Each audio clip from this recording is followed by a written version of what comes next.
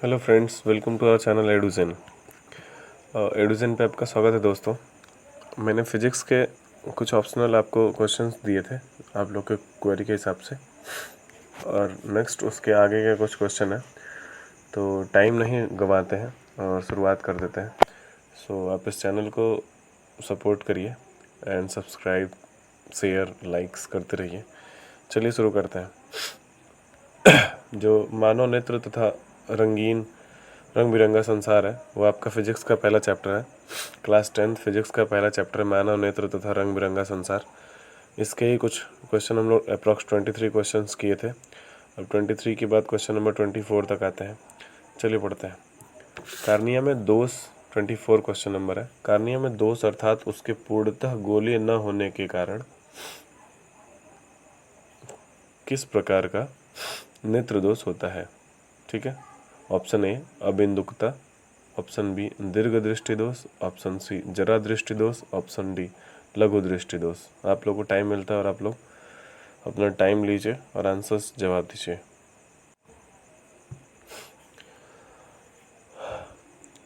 चलिए दोस्तों, अब आंसर के पीछे चलते हैं। पहला ऑप्शन है अबिंदुकता, दूसरा ऑप्शन है दीर्घ दृष्टि दोष, तीसरा ऑप्शन है जरा दृष्टि दोष, चौथा ऑप्शन है लघु दृष्टि दोष। तो आंसर इसका हो जाएगा अबिंदुकता, option number A. Next question है, मानव नेत्र दो हैं अतः इनका दृष्टि क्षेत्र होगा। मानव नेत्र, हमारे पास आंखें दो हैं और इनका दृष्टि क्षेत्र मतलब ये देखने से इनका क्षेत्रफल कितना डिग्री होगा? 180 डिग्री, 150 डिग्री, 160 डिग्री या 120 डिग्री। तो आंसर के लिए आपको समय देते हैं, आप कमेंट बॉक्स में आंसर दीजिए।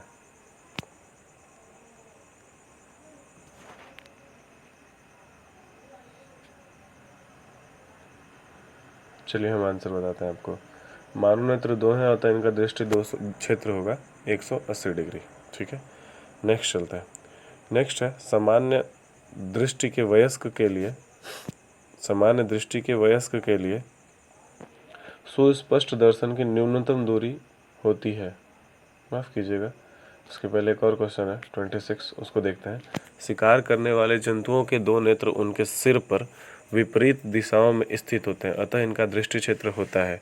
हमारे आँख तो हमारे सामने होते हैं, हमारे फेस के फ्रंट पे दोनों होते हैं, और जो जानवर होते हैं उनके आँखों को देखेंगे आप तो उनके सिर पर विपरीत दिशाओं में स्थित होते हैं। ठीक है, दोनों नेत्र सिर के विपरीत दिशाओं में मतलब दाहिने बाएं दोनों साइड स्थित होते हैं। इनका दृष्टि क्षेत्र कितना होगा? ठीक है, ऑप्शन नंबर ए न्यूनतम, ऑप्शन नंबर बी अधिकतम, ऑप्शन नंबर सी सामान्य, ऑप्शन नंबर डी इनमें से कोई नहीं। आंसर बताइए आप लोग।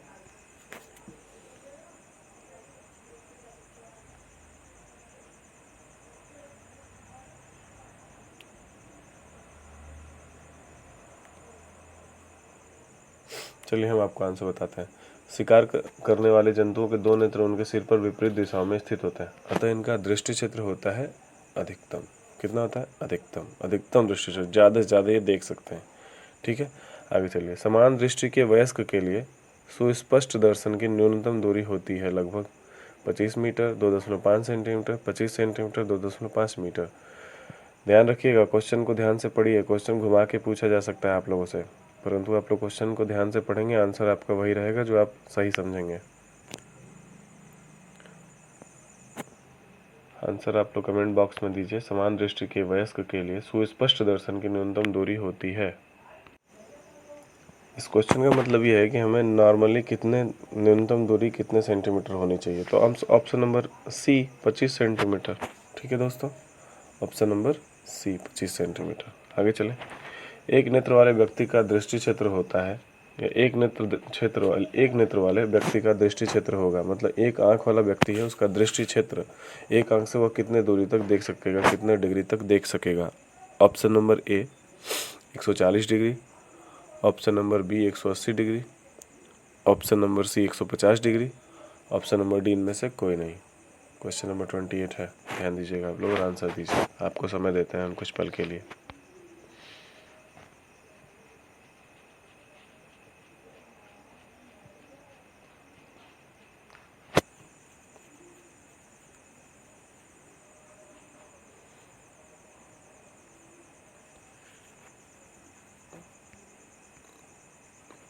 चलिए हम बताते हैं। एक नेत्र वाले व्यक्ति मतलब किसी की आंख एक हो, एक आंख से दिखाई ना हो, तो उसको देखने के लिए डिग्री की होगी 150 100 मतलब 150 डिग्री, 150 डिग्री का दृष्टि क्षेत्र होगा उसका। ठीक है, नेक्स्ट चलते हैं। एक और क्वेश्चन है उसी से रिलेटेड है, क्वेश्चन नंबर 29। एक नेत्र वाले व्यक्ति को सारा संसार कैसा दिखता है? पहला द्विविमीय, दूसरा त्रिविमीय गोल, तीसरा ए और बी दोनों, चौथा इनमें से कोई नहीं। आप लोग कमेंट बॉक्स में आंसर करिए।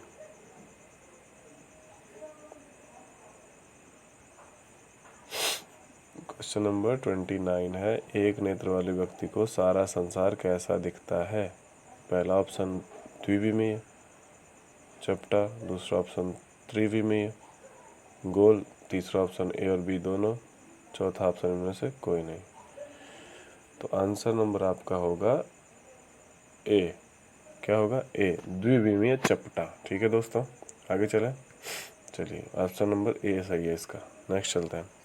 हमारे दो आंख सिर पर स्थित हैं, हमारे दोनों आंख सिर पर स्थित हैं, अतः हमें वस्तु दिखता है। द्विविमीय, त्रिविमीय, ए बी दोनों, इनमें से कोई नहीं। याद रखिएगा, एक नेत्र वाले व्यक्ति को सारा संसार कैसा दिखता है? द्विविमीय। और हमारे दो आंख सिर पर स्थित है, अतः हमें वस्तु दिखाई देता है। आप लोग के पास ऑप्शन है द्विविमीय, त्रिविमीय, ए और बी दोनों, इनमें से कोई नहीं। तो आंसर आप लोग कमेंट बॉक्स में दीजिए। जी हाँ, आंसर आपका होगा ऑप्शन नंबर बी। क्या होगा ऑप्शन नंबर बी, त्रिविमीय। ठीक है, चलिए आंसर दीजिए। नेक्स्ट क्वेश्चन पढ़ते हैं। रेटिना प्रकाश में परिवर्तित करता है। रेटिना जो है वो प्रकाश को परिवर्तित करता है। रेटिना प्रकाश को परिवर्तित करता है विद्युत ऊर्जा में, विद्युत सिग्नल में, वास्तविक प्रतिबिंब में, या इनमें से कोई नहीं। आपके पास ऑप्शन चारों हैं, आप कमेंट बॉक्स में आंसर दीजिए 31 का कौन सा ऑप्शन सही है।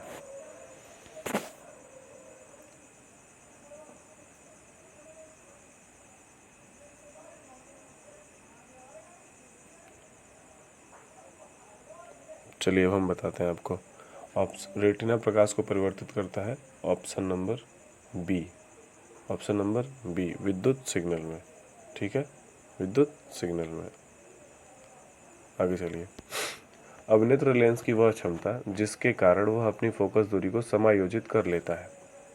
अभिनेत्र लेंस की वह क्षमता जिसके कारण वह अपनी फोकस दूरी को समायोजित कर लेता है। पहला ऑप्शन समंजन कहलाता है, दूसरा ऑप्शन लेंस मोटा हो जाता है, तीसरा ऑप्शन लेंस पतला हो जाता है, चौथा ऑप्शन सिलियरी पेशियां सिकुड़ जाती हैं।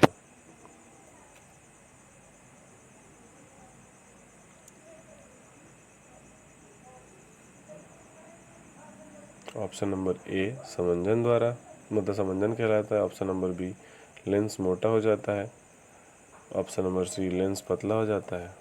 ऑप्शन नंबर डी सिलियरी पेशियां सिकुड़ जाती हैं।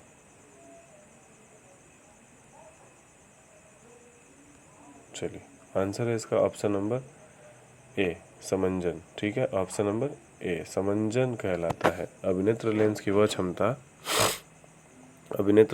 वह क्षमता जिसके कारण वह अपनी फोकस दूरी को समायोजित कर लेता है, क्या कहलाता है? समंजन। ठीक है, आगे। प्रकाश एक पतली झिल्ली से होकर नेत्र में प्रवेश करता है, इस झिल्ली को क्या कहता है? ये काफ़ी अच्छा क्वेश्चन है, ध्यान दीजिएगा आप लोग। प्रकाश एक पतली झिल्ली से होकर नेत्र में प्रवेश करता है, इस झिल्ली को कहते हैं क्या? ए नेत्रपटल, बी कार्निया, सी परितारिका, डी पुतली। आप लोग आंसर कमेंट बॉक्स में दीजिए।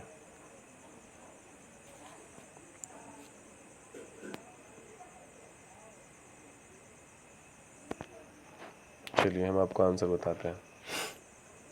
प्रकाश एक पतली झिल्ली से होकर नेत्र में प्रवेश करता है, इस झिल्ली को क्या कहते हैं? कार्निया। क्या कहते हैं? कार्निया। आगे चलें। चलिए आगे चलते हैं। चूजे के दृष्टिपटल में कौन सी कोशिकाएं नहीं होती हैं? जो चूजा होता है उसके दृष्टिपटल या छोटे में दृष्टिपटल, जो छोटा बच्चा हो, दृष्टिपटल में कौन सी कोशिकाएं नहीं होती हैं? ऑप्शन नंबर ए संश्लाका कोशिकाएं, ऑप्शन नंबर बी शंकु कोशिकाएं, ऑप्शन नंबर सी ए और बी दोनों या ऊपर दिए दोनों, ऑप्शन नंबर डी इनमें से कोई नहीं। आप आंसर कमेंट बॉक्स में करिए।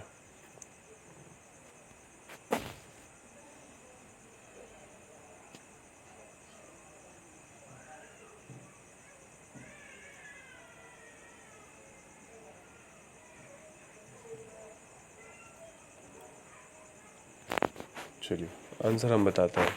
चूजे के दृष्टिपटल में कौन सी कोशिकाएं नहीं होती हैं? ऑप्शन नंबर बी, शंकु कोशिकाएं। ऑप्शन नंबर बी, शंकु कोशिकाएं। ठीक है दोस्तों, आगे चलें। अभिनेत्र लेंस की वक्रता में परिवर्तन किसके द्वारा होता है? अभिनेत्र लेंस की वक्रता में परिवर्तन किसके द्वारा होता है? एरिस द्वारा, परितारिका द्वारा, पक्षमाभि द्वारा, पेशियों द्वारा, या इनमें से कोई नहीं? क्वेश्चन नंबर 35 का आंसर आप दीजिए।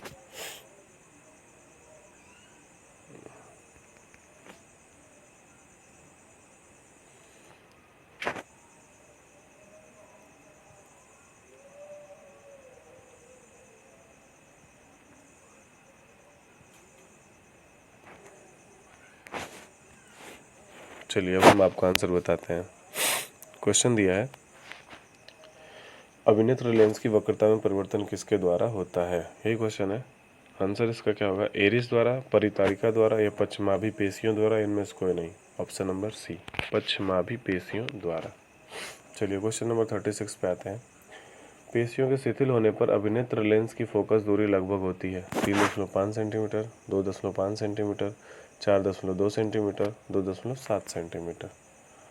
फिर से आप लोग क्वेश्चन पढ़िए। पेशियों के शिथिल होने पर अभिनेत्र लेंस की फोकस दूरी लगभग होती है 3.5 centimetre, 2.5 centimetre, 4.2 centimetre, 2.7 centimetre. Answer आप कमेंट बॉक्स में दीजिए।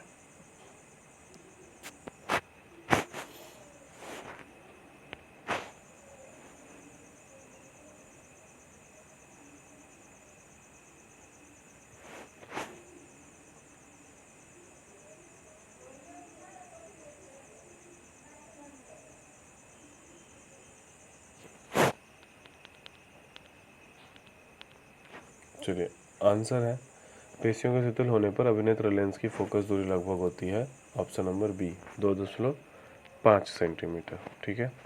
मोटर वाहन चलाने के लिए ड्राइविंग लाइसेंस इनमें में से किन व्यक्तियों को दिया जाता है? जो वर्डांध है उनको, जो वर्डांध नहीं है उनको, ए और बी दोनों, इनमें से कोई नहीं। इस क्वेश्चन को अच्छे से पढ़िए, आंसर इस क्वेश्चन में ही छिपा हुआ है। वर्डांध मतलब अंधे, तो जो अंधे उनको नहीं दिया जाएगा। तो जो वर्डांध है, जो अंधे हैं उनको दिया जाएगा? नहीं।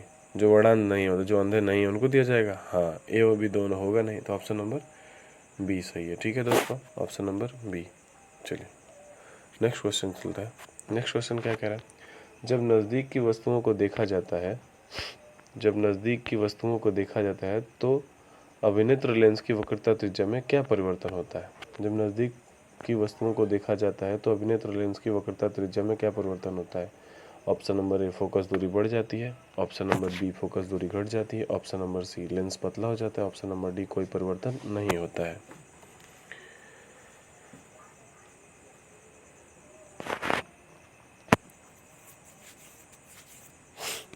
चलिए आंसर बताते हैं।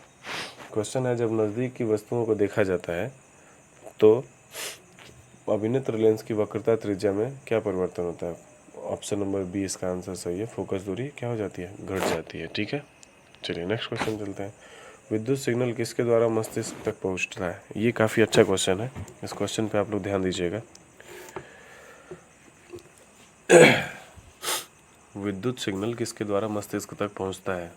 दृक् तंत्रिकाओं द्वारा, मांसपेशियों द्वारा, कचाप द्रव द्वारा, या सामान्य स्नायुओं द्वारा? आप लोग आंसर कमेंट बॉक्स में करिए। चलिए हम बताते हैं इसका आंसर। इसका आंसर होगा दृक् तंत्रिकाओं द्वारा। विद्युत सिग्नल हमारे मस्तिष्क तक दृक् तंत्रिकाओं द्वारा पहुंच जाता है। ठीक है। चलिए क्वेश्चन नंबर 40 पे आता है।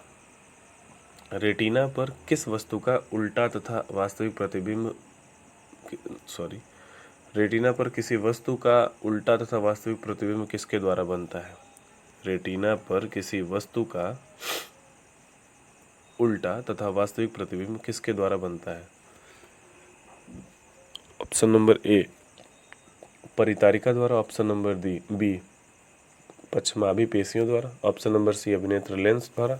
ऑप्शन नंबर डी, काचाभ द्रव द्वारा। चलिए आंसर हम बताते हैं आपको। ऑप्शन नंबर सी, अभिनेत्र लेंस द्वारा रेटिना पर किसी वस्तु का उल्टा तथा वास्तविक प्रतिबिंब बनता है। ठीक है, अभिनेत्र लेंस द्वारा। नेक्स्ट चलें, निम्नलिखित में से कौन नेत्र का रंगीन भाग होता है? हमारी जो आँख है उसमें नेत्र का रंगीन भाग कौन होता है? कार्निया, रेटिना, परितारिका, पुतली। क्वेश्चन नंबर 41 का आंसर दीजिए आप लोग। निम्नलिखित में कौन सा नेत्र का रंगीन भाग होता है? ये सारे भाग नेत्र के हैं, इनमें से कौन सा ऐसा भाग है जो रंगीन होता है? आंसर नंबर सी, परितारिका। ठीक है, आगे चलें, आगे सुनिए। आगे क्वेश्चन क्या दिया हुआ है, पढ़िए। एक स्वस्थ आँख के लिए स्पष्ट दृष्टि की अधिकतम दूरी। एक स्वस्थ आँख के लिए स्पष्ट दृष्टि की अधिकतम दूरी, यह क्वेश्चन भी आप समझ सकते होंगे।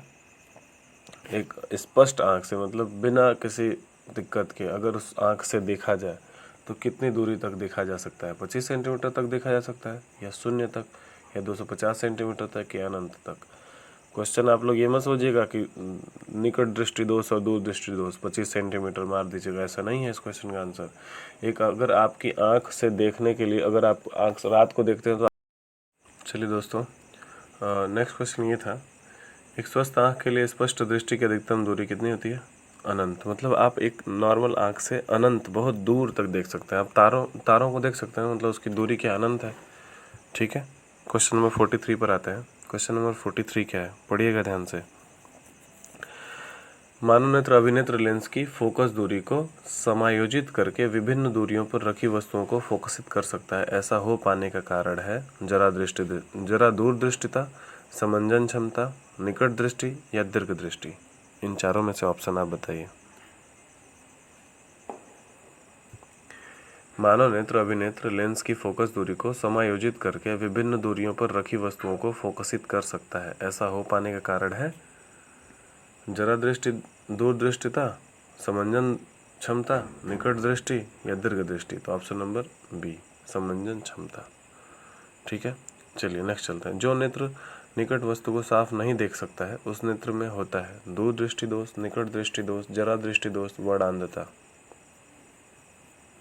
याद रखिए, ये डायरेक्ट अपोजिट की तरह आंसर्स देता है।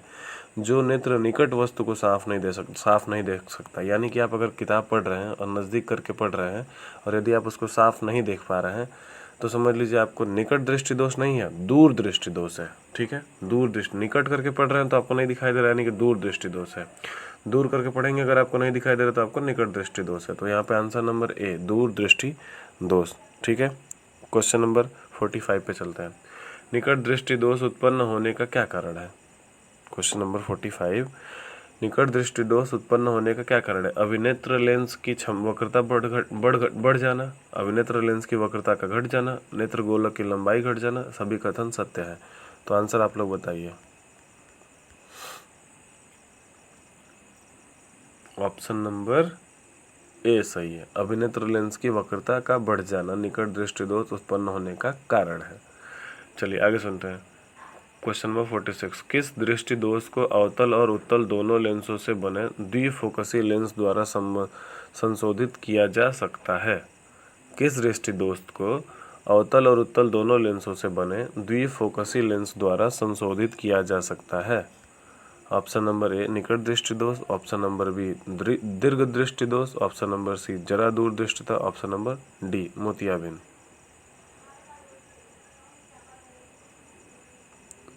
आप लोग आंसर बताइए जल्दी।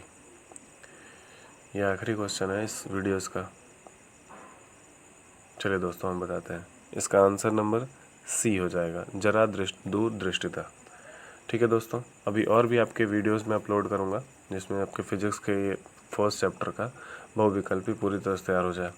सो आप तो पता ही, अगर आपको वीडियो लगा अच्छा लगा होगा तो आप सब्सक्राइब और शेयर ज़रूर करिए। ठीक है, वीडियो में कुछ बदलाव करना है तो आप कमेंट करके हमें बता सकते हैं कि हाँ क्या बदलाव करना है, और आप लोग का साथ और हमारा विकास ज़रूरी है। सो आप ध्यान देते रहिएगा इस एडुजेन चैनल पे, जिसके माध्यम से हम आपको बहुत सारी जानकारियाँ दे सकते हैं और जितनी हो सके उतनी कोशिश कर रहे हैं आपको जानकारियाँ देने की।